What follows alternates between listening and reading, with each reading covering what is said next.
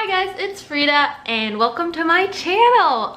This is like one of the first videos that I'm posting on my own in a while, so welcome. I'm excited to be back. I'm excited to start this new journey with you guys.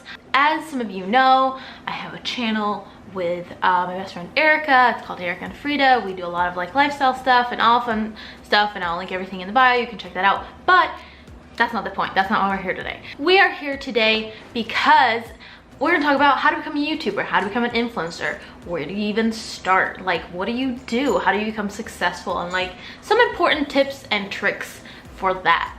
And some of you guys might not know, but I actually work in marketing and in social media specifically, and I've been doing it for quite a bit. My focus and what I do professionally is like strategy and coaching, and I have worked with a lot of influencers, and that's kind of like what I'm really passionate about. I love being in front of the camera. I love talking to you guys. I love all aspects of social media, but how I got started was actually in strategy and branding and all of that fun stuff. This is Oliver. This is my dog. He wants to be part of the video, so he will be. I'm gonna take some more time to talk about social media and branding and like behind all this, you know, influencer stuff and YouTubers, and like how do they actually do it. And so this is just the start of it. This is kind of the intro video on like YouTubers and influencers and stuff. I'm going to be making a lot more like specific videos on branding, on the YouTube algorithm, on the Instagram algorithm, how you can grow on Instagram, anything you might need to build your own social media brand. So yeah, let's just dive right into it. When you realize you want to become a YouTuber, you want to take this seriously, you want to be an influencer, you want this to be your career. First of all, you gotta find your brand. You gotta know what you want to represent on social media. You want to know what you want to stand for, and you gotta like find your niche. The best way to figure out what your niche should be is to do something that you're really passionate about, or something that you really enjoy doing. Because if this is going to be your full-time job and you pick something that you're kind of sort of into and you don't really know it, it might not work out. You might get sick of it. It might not, you know, translate well, because part of doing this is like working on something that you're really passionate about and people can tell, and that's why they like it. It can be anything, literally. Like, no matter what you're passionate about, I'm sure there's some videos or things you can write about it, like if you want to do a blog about it, videos about it, just like Instagram about it, honestly. Like, but you gotta find what you're passionate about. So if that's makeup and you want to do makeup tutorials, great. If that's fashion, you want to do outfits and style and stuff like that, great. If it's just vlogging and it's your life and it's your lifestyle and you want to like represent something that might need to be represented, or you think you have a really interesting life, then go with that. It doesn't necessarily just have to be one thing, but for your brand to make sense, at least your passions and your interests need to go together. Obviously, there are a lot of people who might do beauty and vlogging, or fashion and vlogging, or whatever it might be. They might have a couple combos of different types of videos. They make like 2 or 3 different like themes or whatever, which is great. But if you think of it from like a branding perspective, you don't want to like do too much, because if they come to you, they don't know who you are, and you're doing videos about, let's say, you're doing makeup videos, you're doing programming for computers, and you're doing fishing, let's say. Very random. So let's say you're doing those 3 things. People don't necessarily know what to come back for. Like, maybe you make a lot of beauty videos and they really like those and they come back for those, but they're not going to be like, oh, so-and-so is a blah blah blah influencer, and I know I can go to them and I'll definitely always see this. Because the audience and people like to know what to expect from you, and like to know when they're gonna get it and what they're gonna get. So the more consistent and the more cohesive you can be with your brand, the better. That is a very brief overview of branding, but basically pick something you're passionate about and have it make sense together. Pick a couple things if you want to, pick one thing if you want to. Make sure that you know what you're doing and what you want your brand to be, basically, and what you want it to accomplish. That brings me to my second thing, which is you got to be willing to work really, really hard. Becoming a YouTuber or an influencer is not something that happens overnight. Obviously, there are people who go viral. That does happen. It is very rare. It might be the people you're watching because they become so big and that's why you know about them. But in reality, majority of people don't go viral. It's a slow build over many, many years of hard work. And you gotta just stick with it. If this is something you're truly serious about and passionate about, you just have to stick with it. And it will pay off, I promise you. Oh, hi Ellie, this is my cat. She also likes branding. Do you also like branding, honey? You wanna brand yourself? There's a lot of good examples of this. One that came to mind when I was thinking about this video and making this video is Grace Helbig. Some of you might know who she is, some of you might not. Grace Helbig is a pretty big YouTuber. I don't know exactly how many subscribers she has, but definitely a few million. She has put in, she's one of the people that I've been following for the longest, I think.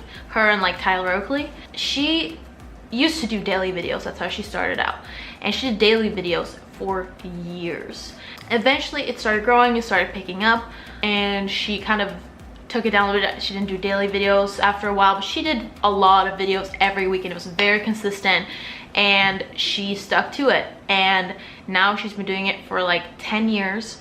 And she has finally like grown an empire, social media empire, and she is actually like living off of it. Same with Tyler Oakley. He's been doing it for about 10 years. Very consistent, a lot of hard work, and putting out a lot of content very regularly. So that's another thing that I wanted to bring up, is consistency. It kind of goes with the hard work, but is a huge part of it. I can't stress this enough. From all the clients that I've worked with, the people that have become the most successful are the ones that are consistent. And it doesn't matter if you make the greatest video in the world, the most beautiful video you've ever seen.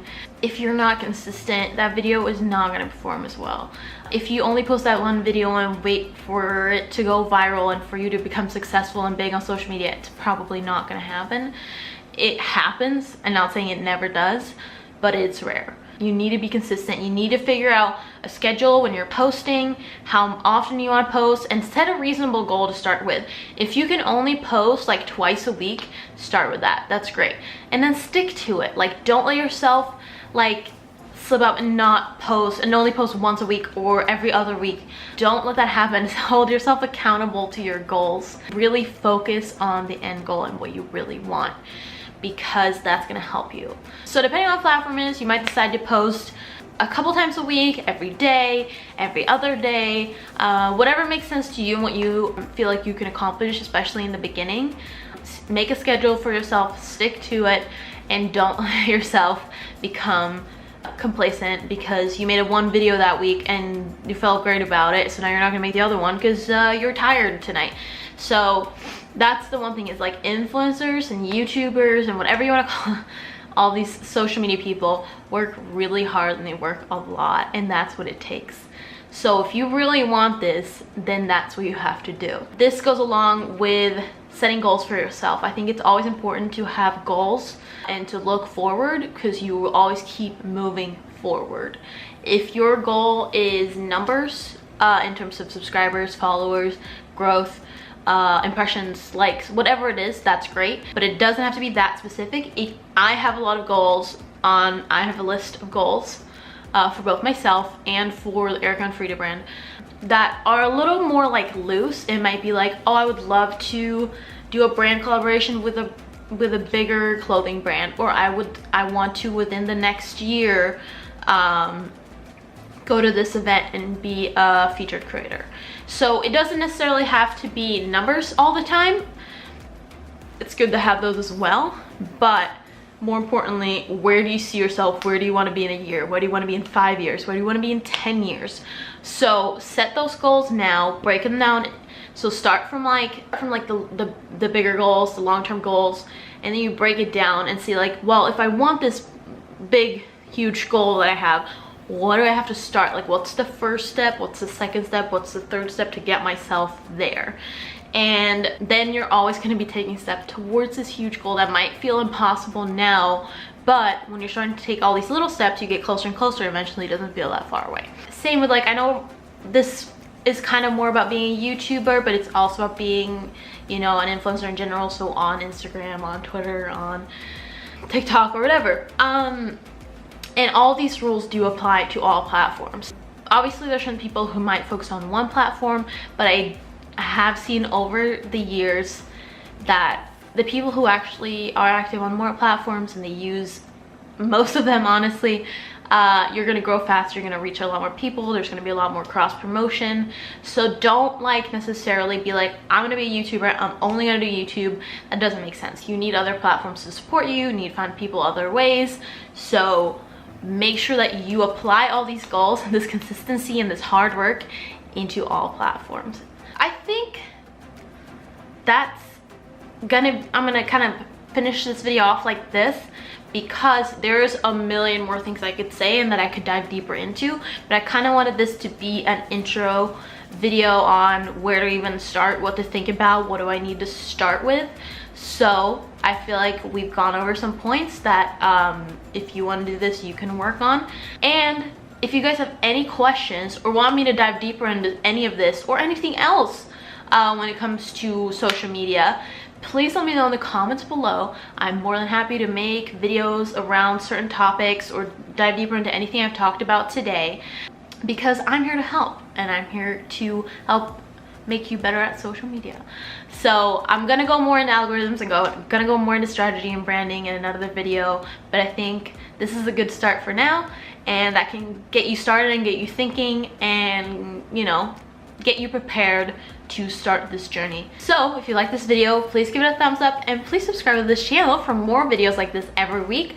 I'll be posting 2 videos a week every Tuesday and Thursday. So please hit the bell, join my notification squad so you know when I'm posting. If you want to follow me on other social media, I'm at Hey It's Frida, Hey with a J, Frida, Frida. I'll put all the links in the description. See you later. Bye.